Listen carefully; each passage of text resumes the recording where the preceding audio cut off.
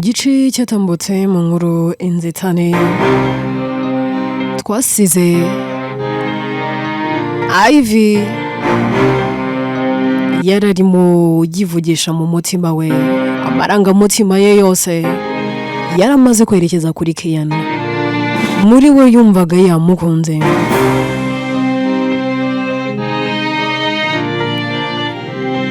Ese aho rwari urukundo rwari rugamije urukundo rwa nyarwo nangwa ni kurasha iby'abubu yari yakurashingiye Kian. Reka inkuru yacu no muri tuyitangirire kuri Ivy. Aba yicaye mu rugo afite telefone arimo areba amafoto ya Kian, yitegereza buri kimwe kuri Kian. Uko areba amafoto ye arimo yisetsa, uko yitegereza amafoto ya Kian akaba ariko yisetsa.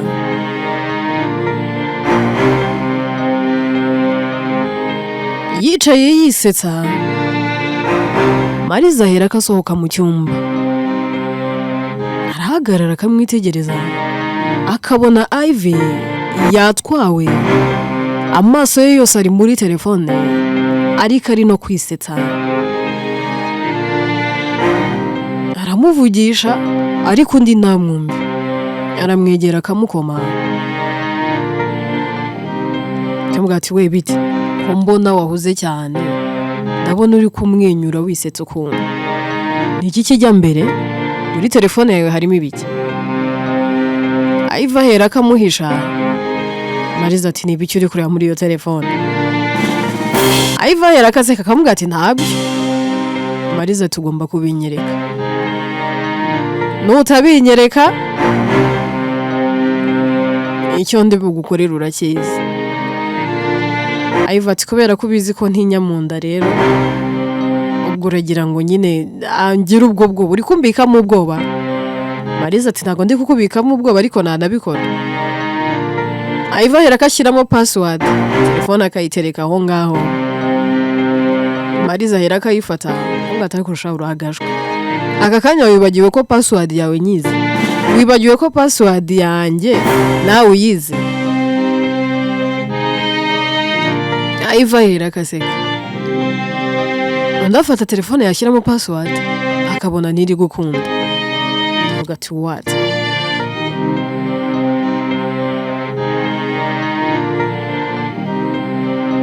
Shit, umwanda. Ivy usigaye ugira amabanga se? Ndata yayo mabanga so uvuze ngo shit. Bwira shit abari kwereka ibyo byose. Uvuze ngo umwanda se? Akubundi utwo tuntu watwiharaje ryari. Ndata ariko se wibagiwe ko nize mu bihugu bikoresha twa tugambo ntari atabwo nanjye kuvuga ijambo. Uhere kunyica wacanga ari turimenyereye. Ariko umuntu wahariye iryo jambo rivuga rwose nkuko wavuga mwaramutse. Oya nako winjijisha kuva ryari warahinduye password. Ivy ati shamari byihorere ndi mu rukundo. Mariza atari ko wasaze. Uri mu rukundo nande se kandi? Ubukwe bwawe ko busa naho bwapfuye. Riyamu ko kugeza na n'uyu munsi adashaka kubwiza ukuri, atazi impamvu. Nawe ntago uzi impamvu Riyamu yagutaye, uzi impamvu Riyamu yakwanze. Uraho ngaho utegereje ubukwe none ngo uri mu rukundo. Uri mu rukundo nande? Ivy ati Mariza reka nkubwire rwose, numvaga nyuma ya Riyamu ntazakunda, numvaga na n'umutima w'urukundo mfite, ariko hari umuntu waje mu buzima bwanjye. Hari umusore nabonye, nahuye n'umusore neza neza wagira ngo ni marayika. Umusore mwiza w'amaso y'umweru y'urwererane, amaso manini, sikandusha amaso meza se. Mariza ati kagira inkuru, wowe uri mu rukundo? Akumenya wasaze. Atangira kumukoraho kanumve niba nta muriro ufite wakurenza akaba ari uri kugutera kuvugishwa kano kanya se wibagiwe Liam. Ivy ati ariko Liam ni igiki? Liam ntago yigeze amagaciro. Liam yibeshyaga kankunda ariko ntago yankundaga. Kuko yaza kuba nkunda ntago yari kunkora nk'ibyo ari kunkora kano kanya. Uyu munsi mba ndi umugore wa Liam. Urabizi neza ko hashize ukwezi amatariki y'ubukwe arenze. Uratekereza kano kanya Liam agarutse njye namwemera? Umuntu aritera akabeye ngundi nta kintu bapfuye. Niba mfite ikibengero, niba ari imyaku ngira ntago mbizi.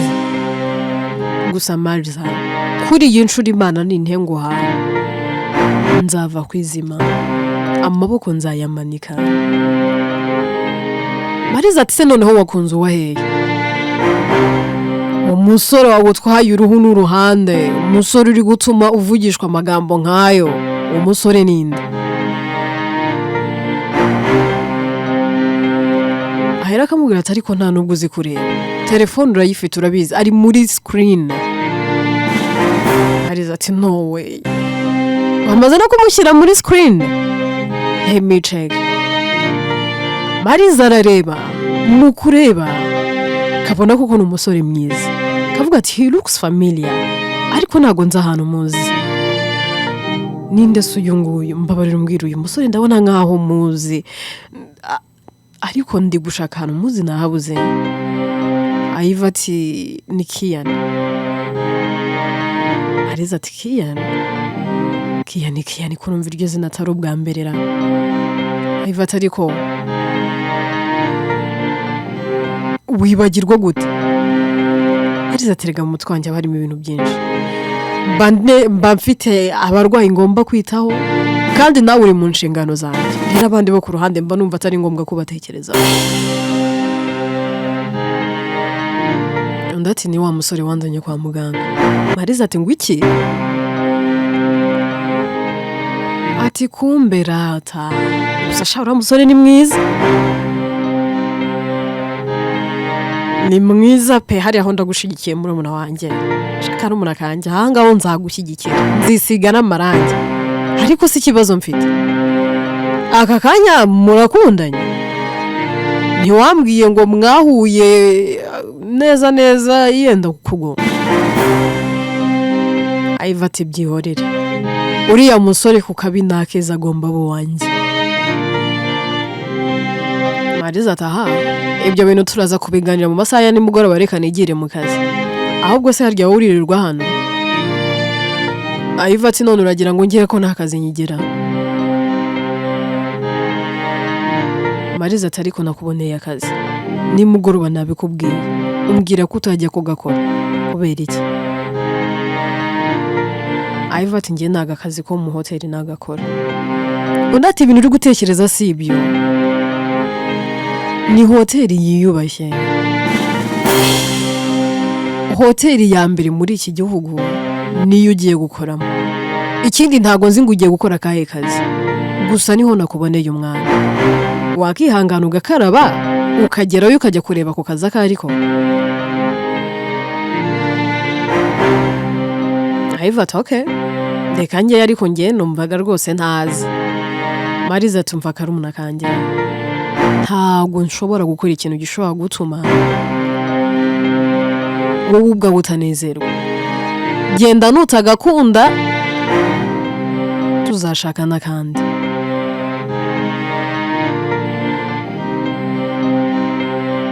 Ivy ati okay, ngaho genda rero ubanze woge njye ndoga nyuma yawe. Ndetse waje tukajyana, ngwino tujyanire twoga nde kugira tuvire hano rimwe. Ivy ati okay, nta kibazo. Baroga bakitegura, Mariza yerekeza ku kazi, Ivy nawe yinjira mu modoka ye, cyane ko bombi baba bafite amamodoka.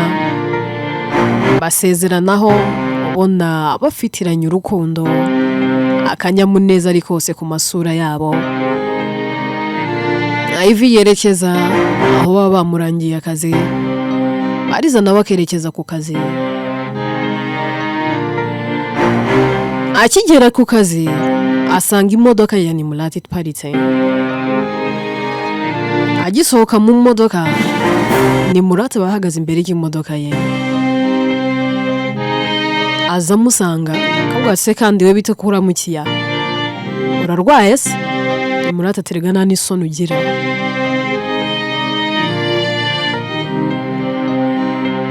Ese warambrokinze, wahinduye inamba, byakugendekeye bite?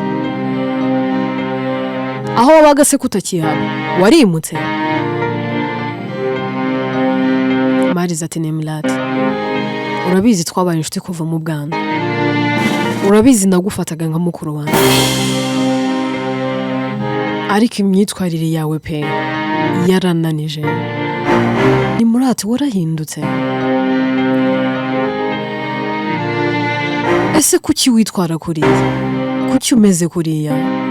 Njyewe biramvuna pe, nararebye mbona ntazabibasha, yewe ntazanabishobora. Fata umwanzuro. Ndavuga nti rero aho kugira ngo nzashwane n'umuvandimwe dupfuye utuntu tw'amafuti, reka mfate uyu mwanya nibagirwe buri kimwe, nibagirwe ko ari umuvandimwe. Ntabwo natekerezaga ko nawe wajya muri deal yo kuba wakambura umuntu ubuzima. Reka nkubwire, Nimura ugomba kwakira ukuri, ukakira yuko Lucas atazigera buwawe.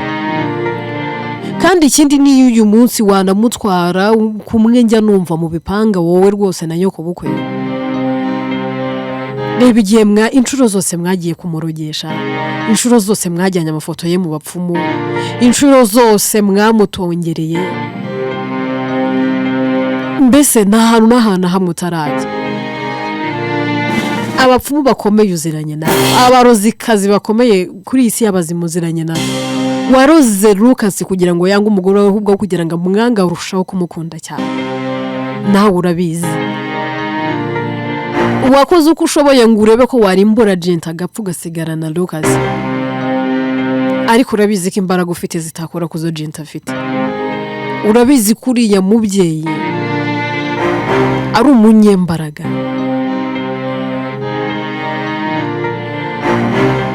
Ese ntago ushobora kuva kwizima nabura, nta nubwo wamanika amaboko basi. Lucas ntago azigera buwawe, kabone niyo uyu munsi Jent yapfa. Ndatekereza ntago waza mu myanya ya mbere y'abakobwa Lucas yatekereza, kuko ufite uko wamwigaragarije. Nimurati ibintu wabyishe kwitangirira. Iyo uza kwakira ukuri na mbere, ntago ubuzima bwawe bwakabaye bumeze gutya. Wari kubona undi musore mwiza ugukunda. Uyu munsi wakabaye uri inshuti na Lucas ndetse n'umugore we Jent. Uriya muryango wakabaye warawugiriyeho umugisha. Ariko uyu munsi ugira umuvumo kubera ko ugenda buri munsi ugambirira kuwugirira nabi. Ese utekereza ko Imana Jent asenga irya ruswa? Ese utekereza ko Imana uriya mubyeyi asenga ibitarora? Ibyo byose urabikora ikakwihorera. Ariko Nimurati, hunga inkoni y'Imana, hunga umujinya w'Imana, hunga ibihano Imana iri kugutegurira kubera uriya muryango. Ese ntabura ntago ubona ko Jent akwiye award? Yarakwihanganiye. Urabizi wambwiye story zose. Wabanje ujya mu rugo rw'umutesha umutwe, wowe na nyoko bukwe, muzi ngo urugo azaruvamo ariko arugumamo. Ni kenshi mwagerageje kumuroga, wowe ubwawe wananyibwiriye ko mwashatse gukuramo inda ya Ivy, ariko nivemo. Ese ntabura ibyo ntago bibereka yuko Imana iri mu ruhande rwe? Nimurati, nkumbuye wa Nimurati twabanye mu buto, wa wundi wagiraga umutima wa kimuntu wo gufasha. Ntekereza ko uhura na Lucas bwa mbere umufashije kuko wumvaga akwiye gufashwa. Wenda hari waje kumukunda nyuma. Wa mutima wa kimuntu wagiraga wagiye he? Ese kuki wahindutse? Ese ngendere kuri rya jambo ngo abantu nibahinduka ahubwo nitwe dutinda kubamenya? Nari naratinze kukumenya. satani yaguteye kumera gutyo yaturutse he? Usigaye umvuna mu mutwe pe. Ibaze ko ngutekerezaho numva ubwoba burananyishe, numva neza umusatsi umvuye ku mutwe. Ndeba uburyo wize kuroga utari usanzwe ubizi, ahita mbona ko kuri iyi si nta muntu wo kwizerwa uriho. Nimurata ukwiye kwakira uko kuri. Lucas ntago ari uwawe, ntazigera aba uwawe. Kabone niyo wamubera umugore ukamubyarira, nkurikije n'uburyo Lucas akunda Mukimi Ivy, umwana wabyara nazigera mu rutiro rya mukobwa. Ese ujya ubona ubwiza uriya mwana afite? Utekereza ko wabyara umwana mwiza nka Ivy? Ese uriya mwana ujya ubona ko neza utamenya ko ari umunyarwandakazi? Ubwiza afite ni busanzwe, kandi she is beautiful in and out. Ubwiza bwe burivugira, imyitwarire y'ubwayo igaragaza ubwiza Imana yamusize. Uriya mukobwa ni uw'igikundiro.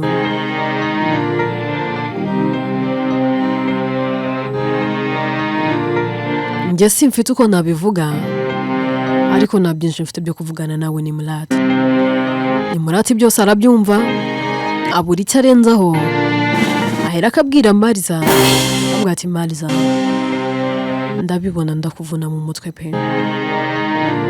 Yego nibyo narikunze cyane, ariko narenze haniro. Ibyo nakoze umenya ntababarirwa, nakoze amahano menshi cyane, sinzi aho nahera nsohoka muri ibi bintu. Mariza ati Nimurati, ntarirarenga, ibi bintu wabivamo wabireka, waca bugufi ugasaba Lucas imbabazi ndetse n'umugore we Jinta. Ntabwo nkutumye ngo ujye kubabwira amabi yose wakoze, ariko waca bugufi uriya muryango ukaba wawugiriraho umugisha. Nakugiraga inama, uguhitamo ni ukwawe. Ugira umunsi mwiza, kanjye mu kazi. Mariza ahera ko yigendera, Nimurata asigaraho. Mu mutwe hakazamo ibintu byinshi, umutima we hakarwaniramo byinshi, akabura icyo ahitamo n'icyo areka. Reka twigarukire kuri Ivy. Aba yagezeyo bari kumutambagiza hoteli yose, bari kumwereka kana kariya, bamusobanurira.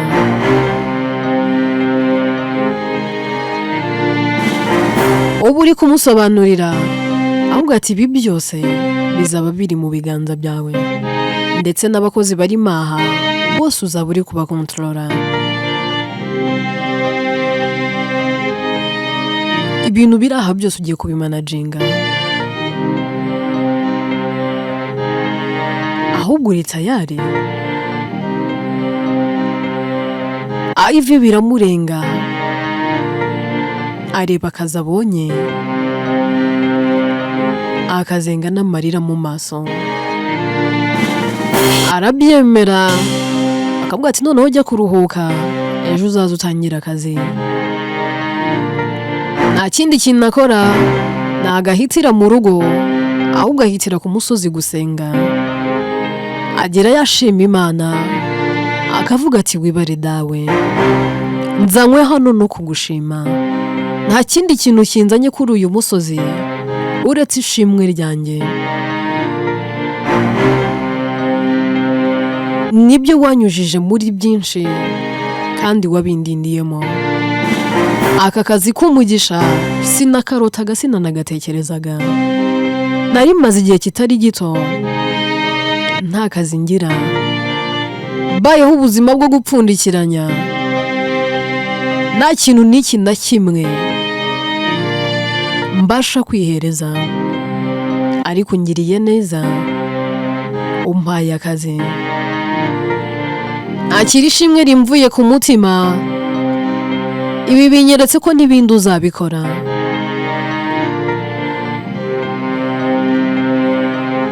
Yego nibyo nahuye na byinshi bishaririye, ariko umpaye ikimenyetso cyiza nabura. Mana ndumva byandenze, sinabona uko nkuvuga nuko ngushimira, ariko birandenze. Ahera akasenga akavuga ati ariko Mana nkiri kuri uyu musozi mfite icyifuzo nkuzaniye. Nibyo narakunzwe ndakunda, ariko ntabwo byigeze bimpira kuri iyi nshuro Mana, nuko nabivuze na mbere. Reka Kian azaba ariwe musore wa mbere na nyuma nkunze mu buzima. Mana ninjye wamwikundiye, ariko niba koko ari uwanjye uzatuma ari wumbwira ko ankunda. Njye sinzigere niri na rimwe ari njye ufata iya mbere, kuko izo mbaraga sinazibona. Mana ibyo nubikora nzagushima. Mana uko wabanaga na mama wanjye uhereye mu buto bwe, wambwiye kuko ari kuzabana nanjye. Kandi Mana uhereye mu buto bwanjye nanjye wabanye nanjye, wagiye unyiyereka. Nubwo iminsi mibi yageze aho ikanzira, ariko ndabizi ko iteye kuba mu ruhande rwanjye. Ese aho ngaho Kian yaba ari we rukundo rw'ubuzima bwanjye? Akirimo asenga asa n'utuje gatoya, akongera akavuga ati data wa twese uri mu ijuru, waransezeranyije ngo icyo nzagusaba cyose uzakimpa. Uyu munsi ndatoboye, ndashaka Kian. Mana naramukunze, sinzi niba uba ari ubusazi, sinzi niba ibyo ndi gusaba bishoboka nangwa se bidashoboka, ariko niba bitanashoboka ubigira ibishoboka, kuko kuri wowe nta kikunanira. Iva akomeza gusenga, ari nakabwira Imana ibyifuzo bye, ndetse ari ku musozi asengera inshuti ze, agasengera akazi, avuga ati Imana kazambera kumugisha kandi kumumaro. Akomeza gusenga ndetse akanasengera na Marza, akavuga ati Imana azambera uw'umugisha. Asenga asaba Imana ubundi burinzi kugira ngo Imana ijye imurinda kandi murinde ikibi cyose.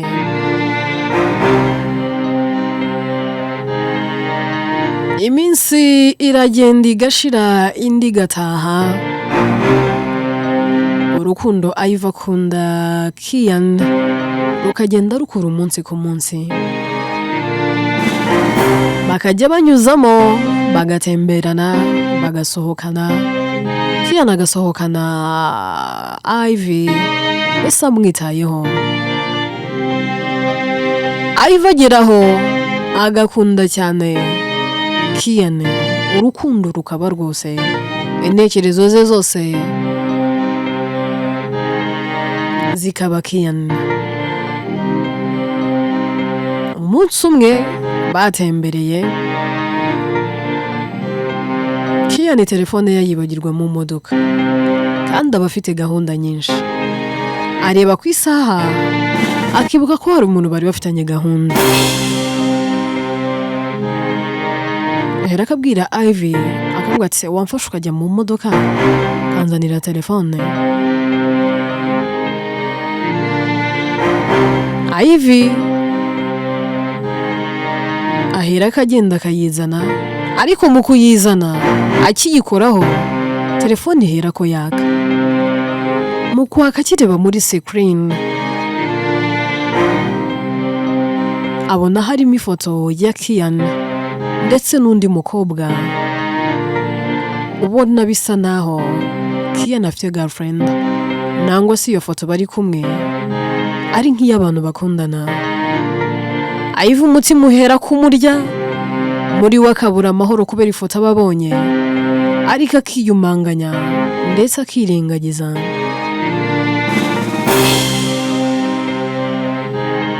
Telefone arayifata akayishyira Kian.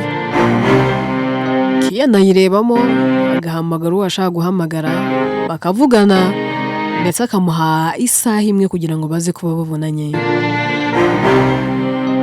Gusa Ivy we ntago aba atuje. Kian aramwitegereza akamubwira ati Ivy meze neza? Ese ahura amahoro?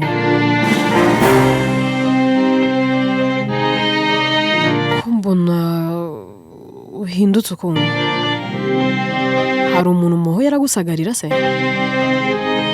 Ivy ati oya meze neza, never mind. Ahubwo se twataha? Kian ati waye turacyafite isaha yo kuba tukiri kumwe, ndumva nkeneye kuba buri iruhande rwanjye. Hari icyo bigutwaye se? Ivy ati oya nkeneye kujya mu rugo nkajya kuruhuka. Akibimubwira telefone ya Kian iherako isona.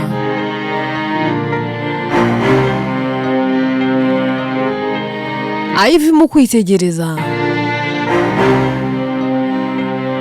abona handitseho ngo my woman. Arababara ariko agahera kabihisha. Kian aritaba ati karame bubu meze neza bu? Undi ati meze neza love. Byose Ivy bari kubyumva. Ndahera akamubwira ati narindi busy somehow, reka nze kukuvugisha mu kanya gato kari imbere. Wahera akakupa. Kian akamubwira ati Ivy twagenda noneho. Aramucyura ariko bakagenda Ivy atavuga, muri we yababaye. Kian ntago abyitaho cyane, amugeza mu rugo akamusezera nk'ibisanzwe. Kian nawe ahera ko yigendera.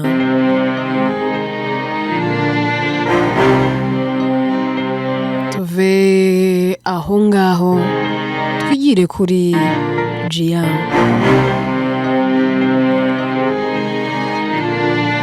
Gia rero aba yicaye, telefone yikakira ubutumwa.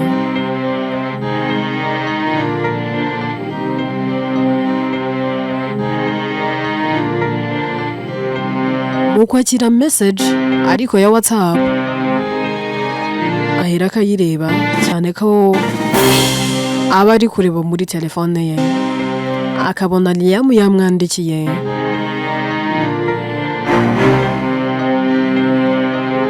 Ariko mubwira ati Gia nizere ko meze neza, namaze gufata umwanzuro, ubu ndimo ndagaruka.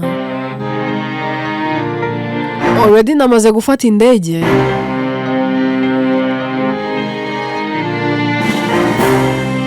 Ejo ku isaha y'isa moya tuzahurire kuri airport, muzaze kunyakira. Gia akimara kubona ayo makuru nta kindi kintu akora, ahera akafata imodoka akajya kureba Ivy. Ajya kureba Ivy asanga Ivy ari mu rugo ariko adatuje, atameze neza, atishimye kubera ibyo aba yabonye muri telefone ya Kian. Gia akimugeraho abona atishimye, akavuga ati Ivy umeze neza? Ko mbona wasuherewe cyane, what's wrong with you? Hari icyakubayeho se? Ndahera akamubwira ati ndumva ntari muri mood nziza, ahubwo se ko wari waranyanze ndabona unyibutse. Gia terega mba numva mfite n'isoni zo kukugera imbere, mba numva mfite n'ubwoba n'igihunga, ahubwo hari ikintu nje kukubwira. Ivy ati ni igiki? Umva ejo Liam azaba ahari. Ese wazaba uhari tukajya kumwakira kuri airport?